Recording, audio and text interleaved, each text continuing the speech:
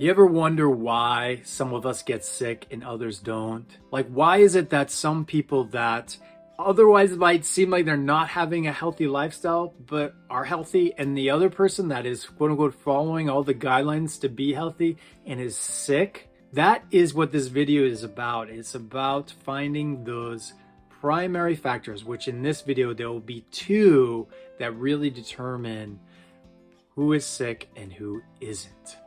My name's Thomas Garbarino, and if you're new to the channel, thank you so much for tuning in. And all my old folks, thank you as well. Please subscribe, like this, share it, and hit that bell so you get notification for the new video every week. I'm here as a healing presence for you all to help guide you, coach you through your healing journey as I've walked through mine and helped assisted many other folks on their healing journey. I want to help you get your life back so you can be healthy, strong, vibrant, and happy. So these two factors, we'll start with the first one. Really, in essence, there's many factors that determine. But really, when you break it down, it's these two factors that really stand to the forefront. So the first one is toxicity. Now, in our day and age, we live in an unprecedented time with so much toxicity on our planet, in our bodies, and this is completely evident by the amount of chronic illness that we're showing in people and even in animals, trees, plants, soils, etc. This all comes a result of overuse of pesticides, herbicides, chemicals that otherwise take years to break down in a natural system, but otherwise will just hang out in the tissues in relation to our body, our loving body that knows how to digest nature, knows how to digest food and water, can be overwhelmed by the amount of toxins, of these chemicals that come into the system, and really not knowing how do you digest that? Where do we put it? Our body has been put under significant stress. Whether you're aware of it or not, we are all in the soup together. So toxicity is real and is something that touches each and every one of us. And I tell all my clients and members of my groups that we really need to take a step back and look at the habits and lifestyle we're living daily. And if you aren't already, at least once, possibly twice, if you are on the chronic illness journey, doing a detox every year. Some say even more, but let's just get you started if you're new, starting with a detox. It doesn't have to be a heroic fasting 30-day fast.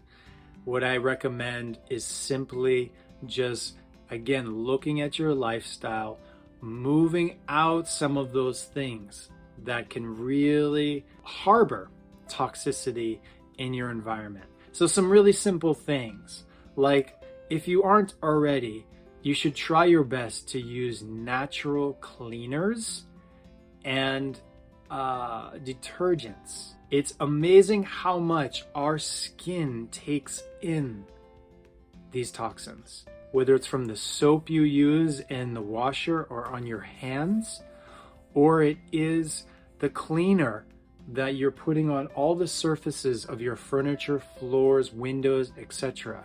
You take that in through your skin, through your lungs, and your body has to process that.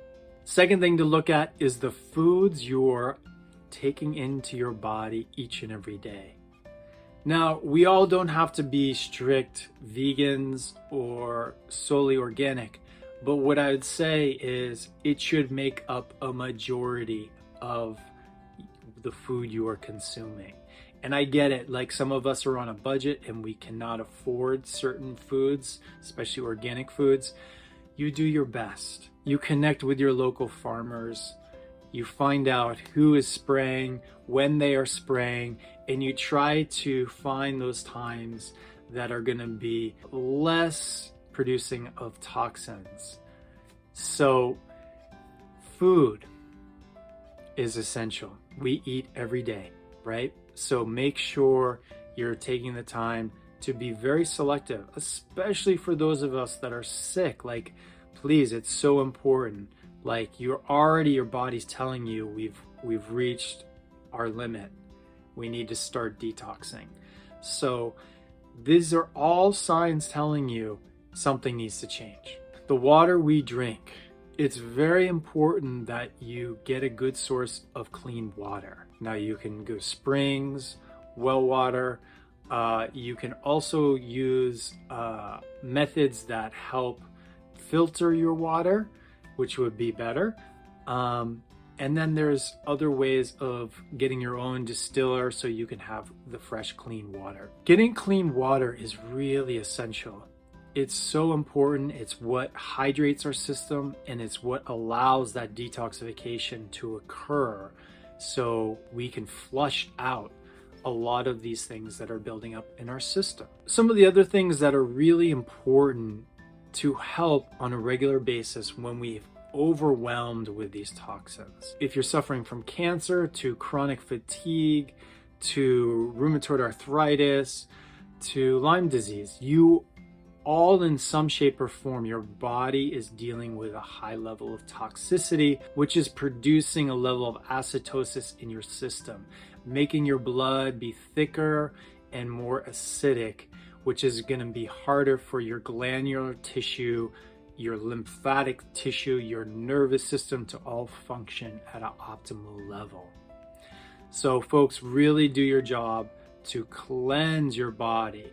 I will be announcing more about that in a future video about some of the ways you can detox daily. But really simply, get outside in the sunlight, get outside to breathe fresh air in nature, because nature is what you are. So really soak in that and let that change you. We all know about the benefits of sunlight, natural sunlight, that vitamin D, but that warmth that comes in and lightens you up, very powerful. Make sure you're getting some movement every day.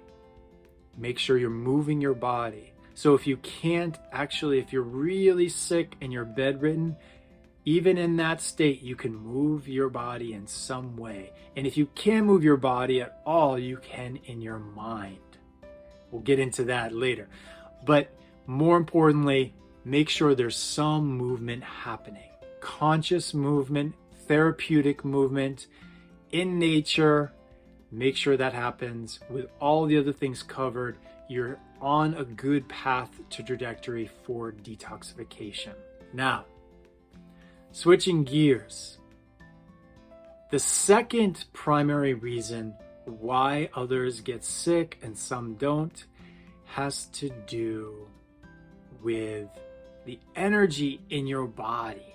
Our body is made up of energy. Literally, you go into the cell, and deep within the cell, there's a voltage that is a catalyst that sends this energy through your whole system, that allows your heart to beat, allows you to breathe without thinking.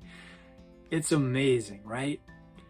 That voltage, that energy, what the ancient Chinese called Qi, is something that for a lot of us is not aware, especially us in the West, how much we can gain and recharge our energy.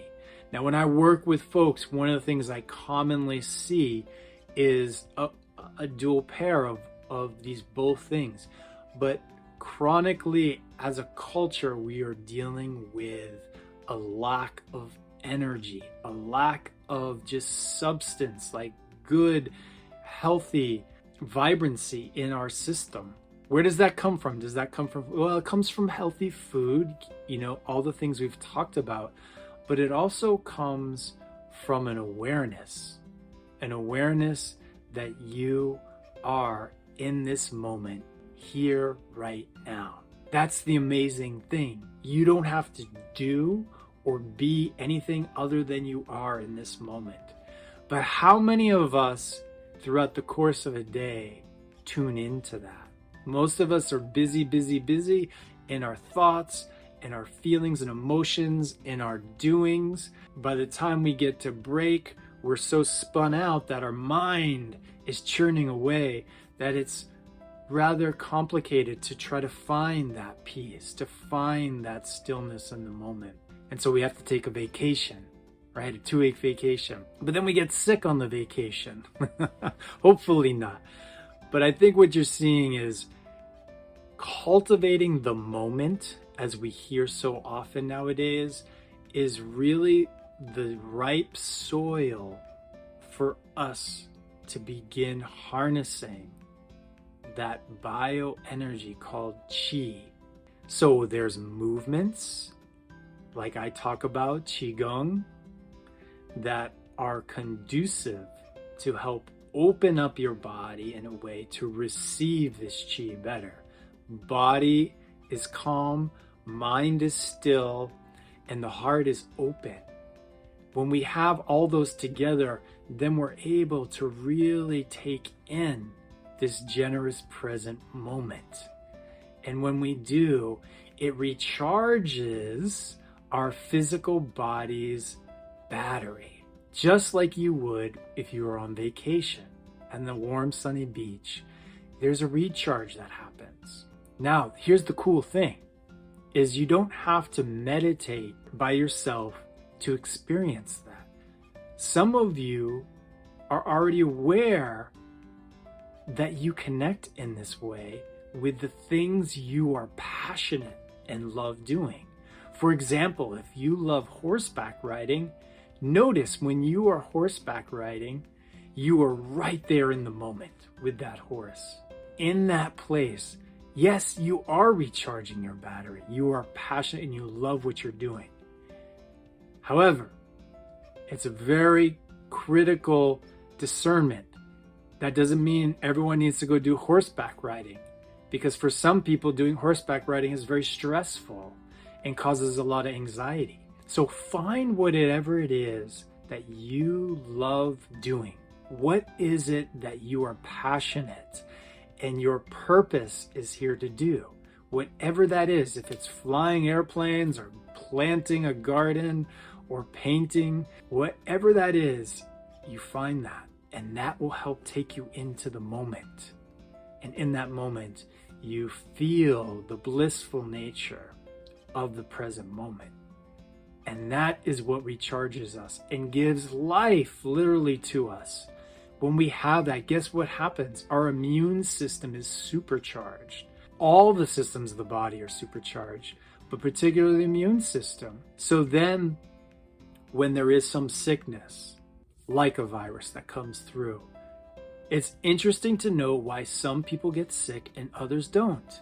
But what I would say, in short, is that those of us that do have a substantial charge in our battery, that are feeling strong, like, remember in chemistry when that bonding, I don't know if it's covalent or ionic bonding, is full, no exchange of any viruses coming in or any bacteria coming in. We're good. When what creates that environment is this bioenergetic field that comes from our heart.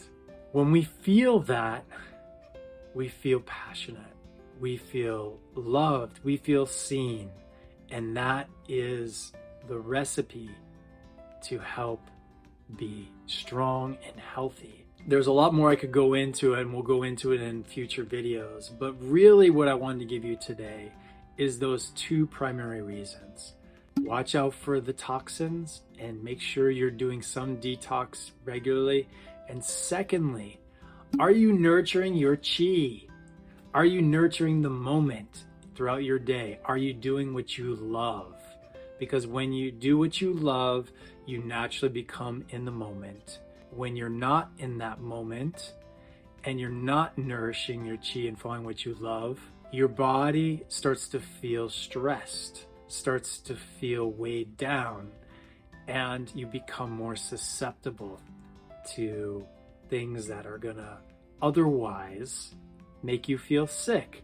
If that's a contagion, or if that's something internal that's gonna cause some kind of chronic situation inside you. It all relates to that energy. So get out there and do what you love, get deep in that moment and love what you do and enjoy yourself, and then soak it up. Thank you all for tuning in today. I hope you got a lot out of this video. Again, please subscribe, like this, share it, and stay tuned. And for those of you that are wanting to reach out and work with me, I'd love for you to explore the offerings that I have, whether it's in my groups, my Facebook group, or in my healing mentorship. If you want to know more about it, click the links below and reach out.